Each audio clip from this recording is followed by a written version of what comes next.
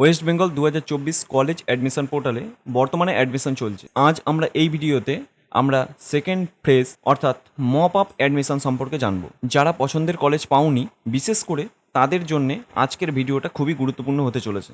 যারা পছন্দের কলেজ পাওনি আর যারা কলেজ পেয়েছো কিন্তু তাদের নিচেই রয়েছে তাদের পছন্দের কলেজ, সেই ক্ষেত্রে আপগ্রেডেশন করলে নিচের দিকের কলেজ সে কি পাবে কি পাবে না, তোমরা যে প্রেফারেন্স সাজিয়েছিলে তার ভুলের জন্যই এটা হয়েছে। আর সেই সমস্ত ছাত্রছাত্রীরা কি করবে, যাদের প্রেফারেন্স সাজানো ভুল হয়েছে সেই সমস্ত ছাত্রছাত্রীদের কি করণীয় এখন? যারা যেখানে চান্স পেয়েছো অ্যাডমিশন নেওয়ার পর দ্বিতীয় রাউন্ডে কি ফর্ম ফিল আপ করতে পারবে? আর যারা কোনো কলেজে চান্স পাওনি তারাও কি ফর্ম ফিল আপ করতে পারবে? পাশাপাশি যারা নতুন মানে এখনও কোনো ফর্ম ফিল আপই করনি তারাও কি আবেদন করতে পারবে মপ আপ অ্যাডমিশনে? আর ফার্স্ট ফেজের ডকুমেন্টস ভেরিফিকেশান কবে হবে? ফার্স্ট ফেজের ডকুমেন্ট ভেরিফিকেশান কবে থেকে শুরু হচ্ছে আর কিভাবে ডকুমেন্টস ভেরিফিকেশান হবে তোমাদের, তাও আজকের ভিডিওতে। তাই আজকের ভিডিওটা ভীষণ গুরুত্বপূর্ণ হতে চলেছে ছাত্রছাত্রীদের কাছে। অবশ্যই ভিডিওটা স্কিপ না করে পুরো ভিডিও দেখবে। আর আমাদের চ্যানেলে নতুন হয়ে থাকলে অবশ্যই চ্যানেলটাকে সাবস্ক্রাইব করবে আর বেল নোটিফিকেশন অন করে রাখবে। আর তোমাদের বন্ধুদের কাছে অবশ্যই শেয়ার করবে ভিডিওটা। প্রথমে আসা যাক, প্রথমে জানাবো মপ আপ অ্যাডমিশনটা কী। প্রথম ফেজের অ্যাডমিশন কমপ্লিট হওয়ার পর প্রতিটা কলেজে কোন কোন বিষয়ে কতগুলি সিট খালি রয়েছে সেই খালি সিটগুলি পূরণ করার জন্যে পুনরায় আবার অ্যাডমিশন প্রসেস শুরু হবে।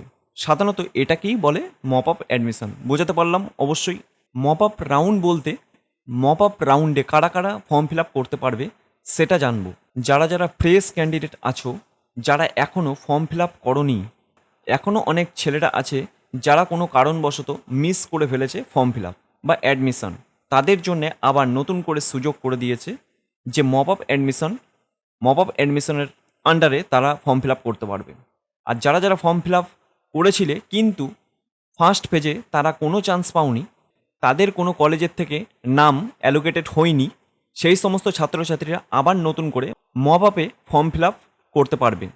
অর্থাৎ যারা প্রথমে ফর্ম ফিল আপ করেছিলে কিন্তু কোনো কলেজেই নাম আসেনি বা নাম অ্যালোকেটেড হয়নি, তারা আবার অ্যাডমিশনের জন্য ফর্ম ফিল আপ করতে পারবে মপ আপ ফর্ম ফিল আপে বা সেকেন্ড রাউন্ডে।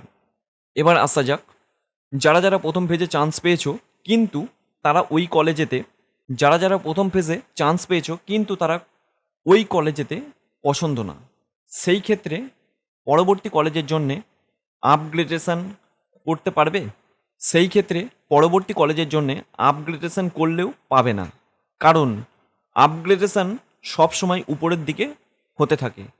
এই ক্ষেত্রে ছাত্রছাত্রীদের পছন্দ না হলেও তাদের ওই কলেজে অ্যাডমিশন নিতে হবে, কারণ ওয়েবসাইটে সতর্কবার্তা দেওয়া আছে যে তোমাদের নোটিশ, গাইডলাইন নোটিশে বলাই আছে যাদের ফার্স্ট পেজে নাম বেরিয়েছে বা আছে তারা অবশ্যই অ্যাডমিশন নিয়ে নিতে বলছে। আর যাদের উপরের দিকে নাম রয়েছে তারা তো অটো আপগ্রেডেশন করতেই পারবে।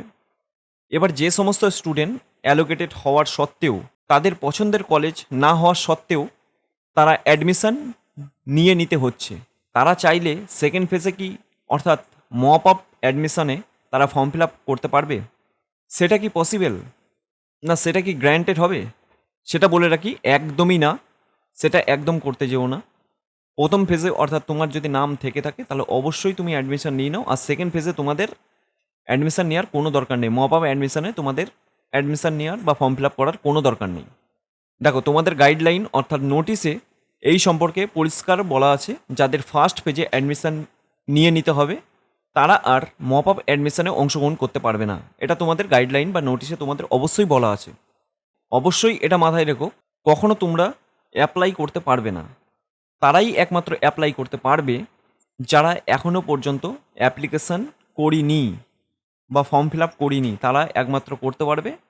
আর যারা অ্যাপ্লিকেশান করা সত্ত্বেও অ্যাপ্লিকেশান ক্যান্সেল করছে তারাই মপ আপ অ্যাডমিশনে ফর্ম ফিল আপ করতে পারবে।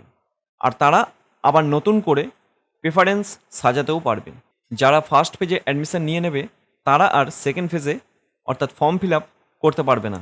অ্যাডমিশন নেওয়ার পর যারা অ্যাডমিশন ক্যান্সেল করবে একমাত্র তারাই ফর্ম ফিল আপ করতে পারবে। কিন্তু যারা ভাবছো ফার্স্ট ফেজে অ্যাডমিশন নেওয়ার পর অ্যাডমিশন ক্যান্সেল করব, তাদের জন্য বলে রাখি যে ফার্স্ট পেজে অ্যাডমিশন হওয়ার পর কলেজের সিট সংখ্যা কিন্তু কমতে থাকছে। এবার সেকেন্ড পেজে তোমরা পাবে কি না সেটা তোমরা তোমাদের নিজেদের দায়িত্বে ক্যান্সেল করো, এই জিনিসটা মাথায় রেখো তোমরা। আর লাস্ট যেটা, তোমাদের ডকুমেন্টস ভেরিফিকেশান কীভাবে হবে। ডকুমেন্টস ভেরিফিকেশান দেখো নোটিশেই বলা আছে 30শে জুলাই থেকে 6ই আগস্টের মধ্যে তোমাদের ফিজিক্যালি কলেজে গিয়ে তোমাদের ডকুমেন্টস ভেরিফিকেশান হবে।